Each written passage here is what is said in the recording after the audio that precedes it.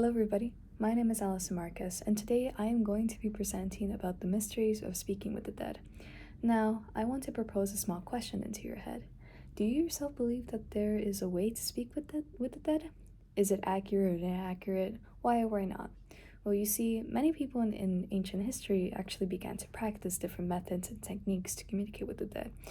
Historians believe that people were usually drawn towards curiosity and questions about the afterlife. Now, there's really an uncertainty as to what made people become so motivated to speak with the dead because, unfortunately, most cases of communication, methods, and retellings have been lost in time. But I want to cover over the main, or at least the first key point, which is the history of speaking with the dead. This is known as spiritualism, which is the ability to communicate between the land of the living and the land of the dead. Now, in the 19th century began the spiritualism movement, and they had like an uprising. Their belief was that spirits could contact the living world with the help of mediums. Now, the main goal was to prove with evidence to the public that there was ways to speak with the dead. Now, many people began to take interest in becoming mediums themselves during the spiritualism movement, and it was all due to two sisters, Maggie Fox and Kate Fox. Now, their story is a little bit interesting. The Fox family actually began experiencing strange occurrences in their house, like furniture's being moved, noises, and invisible forces kind of like making noises at night, and then would haunt them. The mother even went as far to ask the spirit to see if like it could see how many children she had, and it knocked back 2 times. So the family believed that a spirit had entered their home without their permission, but in reality, the sisters of the Fox family, Maggie and Kate Fox, were the ones responsible. They figured that by cracking their knuckles, toes, joints, and knees would create these strange noises, and nobody would realize where it was coming from. Now, the reason why they were so constant is because the sisters were playing a little prank on their family, but this prank itself led to them becoming famous mediums. Now, during their live performances, about 400 people would attend, and out of those 400 people, there was 2 groups. One group they basically saw that the sisters were frauds because everything was fake from the get-go. But there was another group where a great portion of people actually believed their ability to speak with the dead because they were seeing firsthand a spiritual phenomenon.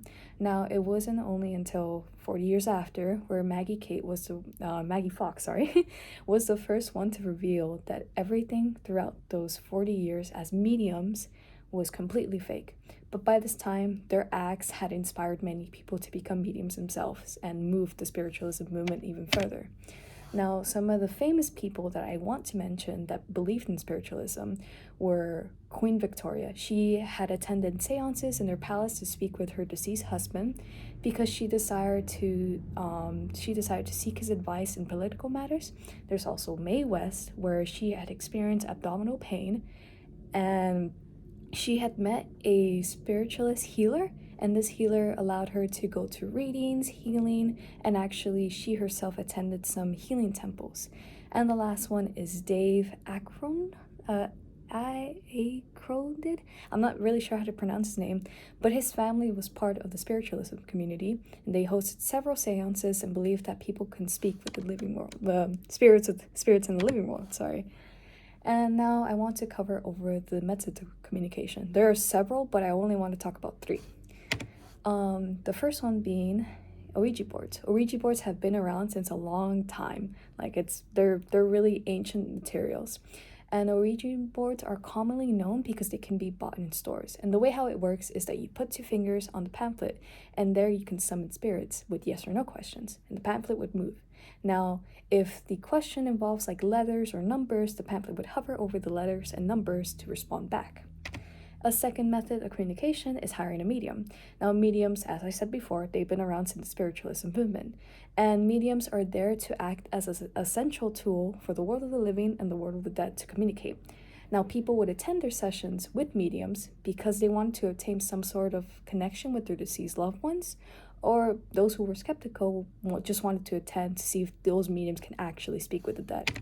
And the last one is seances. Seances is when a group of people gather around, sit at the table, and attempt to communicate to the dead through a medium. Now, seances are more about hearing noises and seeing apparitions manifesting than having conversations.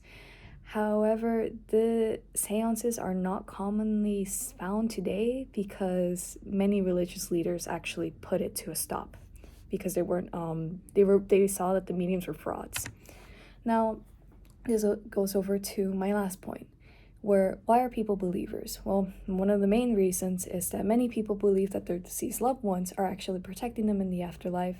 Many people have actually seen sightings of spirits, voices of things that are not there, and noises that makes them believe that they're a ghost.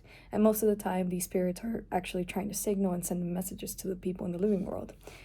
And the last reason is that maybe somebody has lost a person in their life and they want to reach out to that person. This gives people some sense of comfort, provides them any closure for resolvement, or allows people to grieve as much as they can. And why are people skeptical? Well, it kind of really depends. It goes either way. One of the main reasons is based on religion. Well, a religious person may believe that there is an afterlife. Practices with communication with the dead are forbidden and are actually seen as necromancy. Most mediums can actually abuse their power by giving false messages and can easily fool their clients. They just either do it for wealth, fame, or entertainment purposes. People also have this belief where once a person dies, there's no way you can communicate with them again, and no human being should have that ability to call upon them. And people are scared because when you talk to the dead, you're giving consent to communicate back with them. So both good and bad spirits can come and talk to you, and in worst cases, they can just do more than talking. And lastly, people are scared of getting demonic attachments, which in some cases are actually real. Now, in conclusion, there are several ways to communicate with the dead, and we as human beings are bound to be skeptical to these theories, to these methods of speaking with the dead, because there's still so many mysteries that we ourselves have no absolute answer for and are left with more questions. But I encourage you that if you yourself are interested in speaking with the dead, it may feel like a wondrous experience. I highly encourage you if you're actually interested in taking on the hobby. However, please do be careful when performing such activities because you yourself do not have any control. You only have control when you start it, but the outcome might be something that you might not expect or something even out of like basically beyond your control.